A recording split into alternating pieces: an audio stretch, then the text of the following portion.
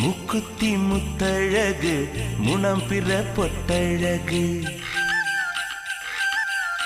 பொள்ளாச்சி மண்ணில் விளைஞ்ச நெல்லுமணி பல்லழகு